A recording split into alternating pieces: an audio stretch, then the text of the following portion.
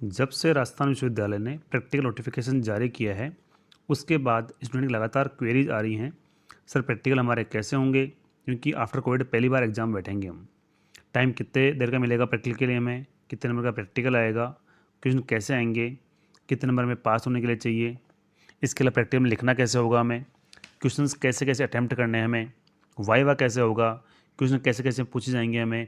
इन सब के आंसर को लेके हम एक वीडियो लेके आए हैं और इन सब का आंसर आपको प्राप्त करने के लिए वीडियो में अंत तक बने रहना है। वीडियो स्किप करेंगे तो हर चीज़ का अपने को आंसर नहीं मिलेगा। So let's start. सबसे पहला जो होता है अपने लेके आए video for BSc part second के लिए। बीएससी पार्ट फर्स्ट के वीडियो पहले बना चुका हूँ मैं, स्टूडेंट वहाँ से उसको देख सकते हैं और थर्ड का वीडियो आपको एक दो दिन बाद में मिल जाएगा। टाइम मिलता है प्रैक्टिकल के लिए स्टूडेंट को 5 आवर्स का। ये टाइम 12th क्लास के बाद में वेरी कर सकता है स्टूडेंट, इस बात को ध्यान रखें चलें। प्रैक्टिकल यहाँ होगा आपका मैक्सिमम 50 नंबर का और पास होने के लिए स्टूडेंट्स को गेन करने हैं only 18 marks. So let's start. Question कितने आएंगे और कौन कौन से आएंगे। जिस प्रकार से पेपर थ्योरी के 3 होते हैं उसी प्रकार प्रैक्टिकल भी 3 क्वेश्चन में टोटल बटा होता है। पहला क्वेश्चन आता है from inorganic chemistry. Inorganic chemistry में स्टूडेंट ध्यान देंगे ओनली और ओनली 2 क्वेश्चन ही आते हैं। उनमें से एक क्वेश्चन स्टूडेंट को करना होता है और वो होता है ग्रेविमेट्रिक या वॉल्यूमेट्रिक एनालिसिस, हिंदी में भारात्मक या गुणात्मक विश्लेषण। और ये सवाल आता है 16 मार्क्स का। क्वेश्चन नंबर, इसके 2 पार्ट हैं।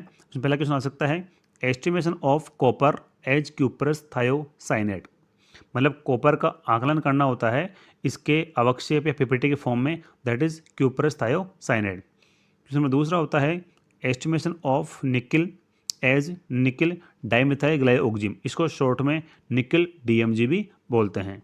इन दोनों क्वेश्चन में स्टूडेंट को ओड और इवन सीट नंबर के हिसाब से क्वेश्चन कोई सा भी मिल सकता है।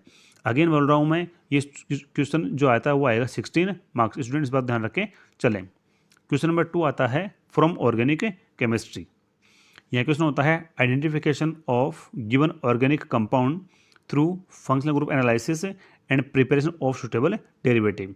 यानी स्टूडेंट को यहाँ पर एक कंपाउंड मिलता है ऑर्गेनिक केमिस्ट्री का, उस कंपाउंड को स्टूडेंट को पहचानना होता है और उस कंपाउंड के लिए स्टूडेंट को उसके उपयुक्त डेरिवेटिव बनाने होते हैं, उनको लिखना होता है। क्वेश्चन नंबर 3 आएगा फ्रॉम फिजिकल केमिस्ट्री। ये क्वेश्चन आएगा 12 मार्क्स का। इसमें पहला क्वेश्चन आता है determination of transition temperature of given salt MnCl2 4H2 by thermometric method, मतलब तापमितीय विधि के द्वारा स्टूडेंट्स को दिया गया सॉल्ट या लवण MnCl2 4H2O का संक्रमण ताप निकालना होता है। नंबर दूसरा क्वेश्चन आता है to determine the enthalpy of neutralization, जिसको बोलते हैं शॉर्ट में अपन heat of neutralization of strong acid, जो कि HCl मिलेगा, स्ट्रॉन्ग बेस जो कि स्टूडेंट को NaOH मिलेगा। क्वेश्चन नंबर तीसरा आ सकता है to construct phase diagram of 2 component system by cooling curve method. That means student को यहाँ पर 2 कंपोनेंट या 2 घटक तंत्र जो कि फिनॉल वाटर मिल सकता है, उसके लिए फेज डायग्राम या प्रावस्था आरेख बनाना होता है। क्वेश्चन नंबर इसके बाद में आता है वाइवा होता है स्टूडेंट का 5 मार्क्स का, रिकॉर्ड होता है स्टूडेंट का 5 मार्क्स का। अगर स्टूडेंट NC या प्राइवेट का होता है तो उसका वाइवा हो जाता है 10 मार्क्स का, उस स्टूडेंट का यहाँ पर रिकॉर्ड नहीं बनता है। वाइवा होता है 10 मार्क्स का, उसका रिकॉर्ड नहीं बनता है। जब क्वेश्चन नंबर 1, 2, 3 वाइवा रिकॉर्ड को अपन ऐड करते हैं तो ये होता है टोटल 50 मार्क्स का। तो ये अब तक बता दिया अपन ने डिस्ट्रीब्यूशन ऑफ मार्क्स, यानी कि मार्क्स कितने नंबर के आएंगे, कैसे कैसे इस क्वेश्चन को अटैम्प्ट करना होता है और कैसे कैसे इनको अवार्ड डिस्ट्रीब्यूट करे गए हैं। अब बात करते हैं क्वेश्चन नंबर 1 को प्रैक्टिकल कॉपी में एग्जाम में लिखना कैसे होता है। लिखने के बाद में स्टूडेंट का जब वाइवा का नंबर आता है, वाइवा में क्या क्या सवाल उसे पूछे जाएंगे, उसको आंसर कैसे करना होता है, इन सब का आंसर जानने के लिए वीडियो अंत तक स्टूडेंट को बने रहना है। पहला क्वेश्चन आता है फ्रॉम इनऑर्गेनिक केमिस्ट्री और सवाल है ग्रेविमेट्रिक एनालिसिस या वॉल्यूमेट्रिक एनालिसिस। पहले आपसे पूछते हैं कि क्या होता है गुणात्मक, क्या होता है भारात्मक, या क्या होता है आयतनात्मक विश्लेषण। स्टूडेंट को साफ साफ ध्यान रख चलना है। अगर आप किसी भी मेटल को पीपीटी के फॉर्म में अगर एस्टिमेट करते हो वो कहलाता है ग्रेविमेट्रिक एनालिसिस।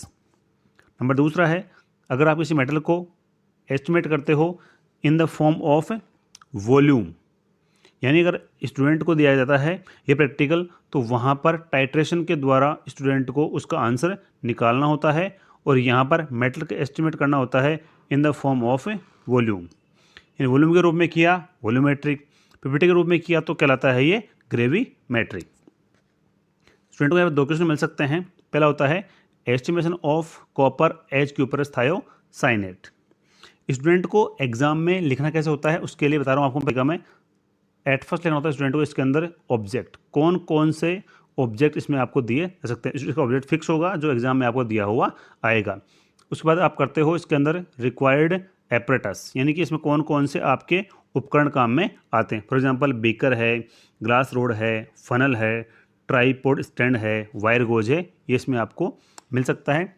इसके बाद आता है नेक्स्ट स्टूडेंट के लिए रिक्वायर्ड केमिकल्स। इसमें कौन कौन से केमिकल आपको रिक्वायरमेंट होती है। केमिकल के लिए इसका अलग वीडियो बना देंगे अपन, कौन कौन से केमिकल रिक्वायर्ड होते हैं उसको इसमें लिखना पड़ेगा। उसके बाद आता है इसके अंदर केमिकल रिएक्शन रासायनिक अभिक्रिया, उसका पूरा वीडियो आपको अलग से मिल जाएगा। फिर आता है इसके अंदर मेथड स्टूडेंट इसको एक बार स्किप कर सकता है क्योंकि एग्जाम में मेथड जरूरी नहीं आप लिखें, बट फिर भी स्टूडेंट इस बात पे ध्यान दें कि मेथड ज़्यादा अच्छा आप अगर लिख के आएंगे तो। मेथड के बाद में आता है यहाँ पर आपका कैलकुलेशन आता है इसके बाद में, और लास्ट में आता है आपका रिजल्ट। इन सब पॉइंट के बिना स्टूडेंट एग्जाम में प्रैक्टिकल कॉपी में लिख के नहीं आएगा। मैं दोबारा रिपीट कर दूँ आपको।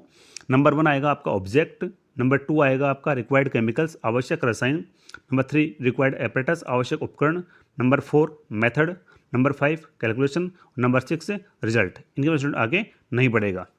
वाई में आपसे पूछा जाता है कि जब आपने प्रैक्टिकल को स्टार्ट किया था तो आपने लिया था सॉल्यूशन लिया था CuSO4 का जो होता है ब्लू कलर का, और जब लास्ट में बनता है PPT एज क्यूपरस थायोसाइनेट उसका रंग वाइट या सफ़ेद क्यों हो जाता है। इन सब क्वेश्चंस का आंसर जानने के लिए अपने को अगले वीडियो के साथ में इंतज़ार करना पड़ेगा। अगला क्वेश्चन आता है स्टूडेंट के लिए एस्टिमेशन ऑफ निकल एज निकल डाइमिथाइलग्लाइऑक्जिम। कई बार स्टूडेंट से एग्जाम ये पूछता है DMG का पूरा नाम क्या होता है, तो यहाँ लिखा हुआ इसका आंसर साफ साफ है डाइमिथाइलग्लाइऑक्जिम। कई बार स्टूडेंट से पूछते हैं कि जो DMG बनता है उसका PPT का रंग कैसा होता है, तो उसका आंसर आता है रेड कलर का। अगला क्वेश्चन आता है फ्रॉम ऑर्गेनिक केमिस्ट्री। यहाँ होता है कंपाउंड, ऑर्गेनिक कंपाउंड जो होता है उसको निकालना होता है वाया एलिमेंट डिटेक्शन, और बाद में इसके सूटेबल डेरिवेटिव बनाने होते हैं। ये क्वेश्चन आता है 12 मार्क्स का। यहाँ लिखना कैसे होता है, पहला ऑब्जेक्ट दिया हुआ आएगा आपको, देन प्राइमरी टेस्ट में पहले physical state, then colour, then solubility, then litmus test and then ignition test. ये 5 प्राइमरी टेस्ट के स्टूडेंट को आगे कभी मूवमेंट नहीं करना होता है। इसका पूरा वीडियो अपने को चैनल के ऊपर BSc पार्ट सेकंड प्लेलिस्ट में दिया हुआ है, स्टूडेंट को वहाँ से आराम से सर्च करके उनको मिल सकता है। एग्जामिनर के जब सामने कॉपी होती है स्टूडेंट की तो उसमें से ही क्वेश्चन पूछता है, तो ये स्टूडेंट ध्यान रखिए चीज़ का कि जो भी कॉपी में आपने लिखा है, राइट किया है, उसमें से एग्जामिनर पूछता है। तो स्टूडेंट जब भी वाइवा देने जाएंगे उस टाइम पे कॉपी को पूरा पढ़ के जाएंगे कि क्या क्या आपने कॉपी में आंसर लिखा हुआ है, वहीं से एग्जामिनर क्वेश्चनिंग करता आपसे। सपोज करो आपको दिया जाता है इसके अंदर compound urea, let suppose urea formula होता है NH2CONH2। पहला स्टूडेंट ये पूछ जाता है यूरिया में कौन सा फंक्शनल ग्रुप है, ये खराब समूह पाया जाता है, तो इसका आंसर आता है एमिडो। स्टूडेंट्स कई बार एग्जाम ये पूछ लेता है कि यूरिया के अंदर नाइट्रोजन प्रेजेंट होगा या नहीं होगा, तो यहाँ से साफ साफ दिख रहा है कि यूरिया में N प्रेजेंट होता है, नाइट्रोजन प्रेजेंट होता है।